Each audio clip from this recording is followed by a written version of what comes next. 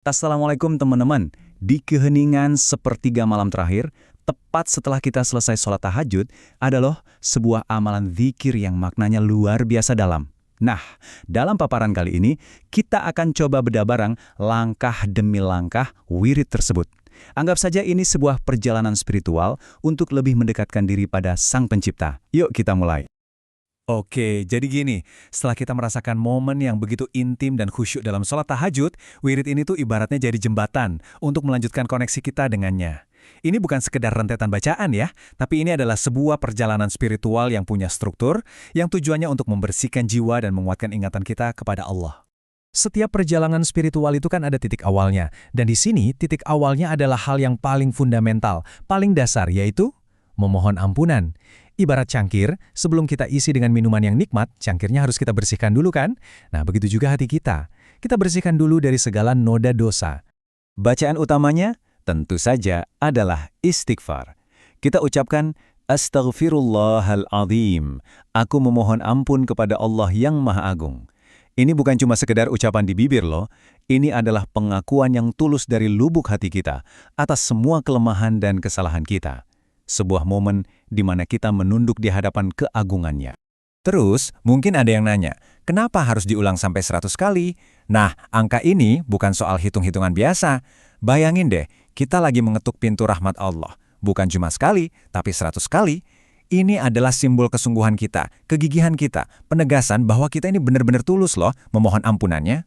Nah, setelah hati kita dibersihkan lewat istighfar, sekarang kita siap untuk masuk ke tahap intinya, yaitu zikrullah, mengingat Allah. Hati yang sudah bersih dan kinclong ini sekarang siap untuk kita isi dengan cahaya dan keagungan nama-namanya. Coba perhatikan deh progres yang luar biasa di slide ini. Ini tuh kayak perjalanan menyelam ke lautan makna. Kita mulai dari yang paling luas, deklarasi iman kita, La ilaha illallah.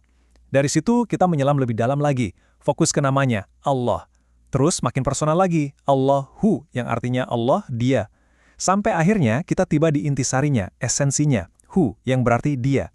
Keren banget kan? Ini perjalanan dari syahadat di lisan menuju penyatuan ingatan di dalam kalbu. Dan zikirnya berlanjut dengan Huwallah, sebanyak 99 kali. Dia adalah Allah. Ini kayak sebuah penegasan kembali setelah kita menyelami esensi hu tadi. Dan angka 99 otomatis langsung mengingatkan kita pada Asmaul Husna, ya kan? 99 nama-nama indah milik Allah. Rangkaian zikir ini kemudian diperkuat lagi dengan ayat-ayat yang intinya adalah penegasan dari surah Al-Ikhlas. Dengerin deh kalimatnya. Dialah Allah yang Maha Esa, tempat bergantung segala sesuatu. Ini adalah pilar keyakinan kita, teman-teman. Sebuah pengakuan mutlak akan keesaannya yang bikin hati kita jadi tenang dan aman.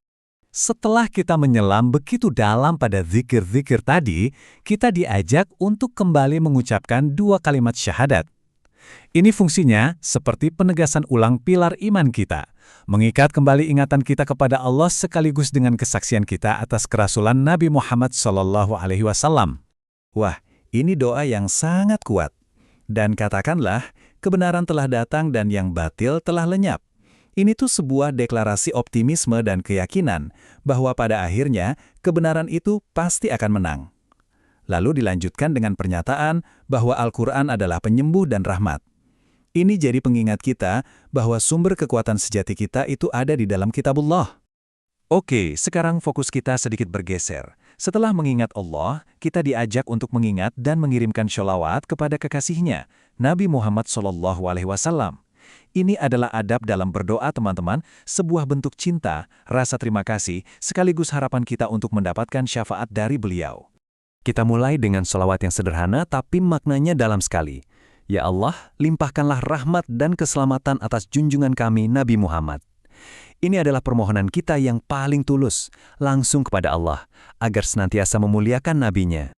Dan sekali lagi, kita lihat ada pengulangan sebanyak 100 kali. Ini adalah ekspresi kerinduan dan cinta kita yang mendalam. Semakin banyak kita bersyalawat, semakin dekat pula harapan kita untuk bisa bersama beliau di yaumul akhir nanti. Lalu kita beralih ke sholawat kamilatan, atau yang mungkin lebih kita kenal dengan sebutan sholawat nariyah. Ini adalah doa sholawat yang sangat komprehensif. Di dalamnya, kita memohon agar segala kesulitan dilepaskan, segala hajat dipenuhi, dan semua tujuan mulia kita tercapai melalui keberkahan sholawat yang sempurna kepada baginda Nabi Muhammad. Berikutnya, ada doa yang memanggil Allah lewat nama-namanya yang indah, atau Asma'ul Husna.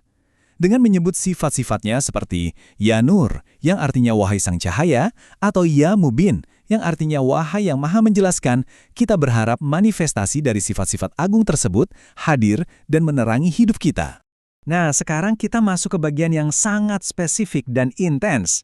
Ada 9 asma Allah di sini, seperti Ya Qawiyu, wahai yang maha kuat, yang diucapkan 11 kali sambil menahan napas.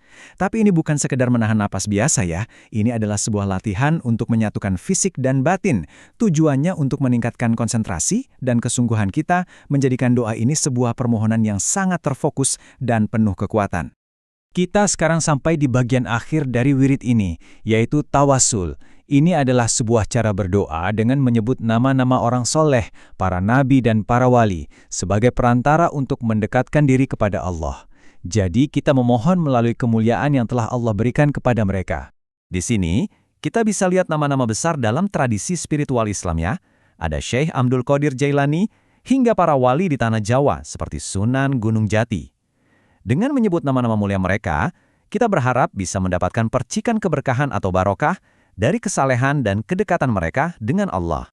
Dan inilah puncaknya, sebuah doa yang sangat tulus, seringkali diucapkan dalam bahasa daerah yang begitu menyentuh hati, memohon untuk diisi, dijaga, dan dilindungi melalui keberkahan, syafaat, dan karomah para kekasih Allah. Ini adalah momen penyerahan diri total yang kemudian ditutup dengan Ummul Kitab, Al-Fatihah, untuk menyempurnakan seluruh rangkaian doa kita. Jadi, wirid setelah tahajud ini ternyata bukan sekedar bacaan biasa ya, tapi sebuah paket spiritual yang sangat lengkap. Mulai dari pembersihan diri hingga penyerahan total. Semoga panduan ini bisa bermanfaat buat kita semua. Kalau Anda merasa paparan ini berharga, jangan ragu untuk membagikannya agar ilmunya terus mengalir. Mungkin ada satu pertanyaan terakhir untuk kita renungkan. Setelah melalui perjalanan spiritual ini, bagaimana cara kita membawa cahaya zikir ini ke dalam sisa hari kita?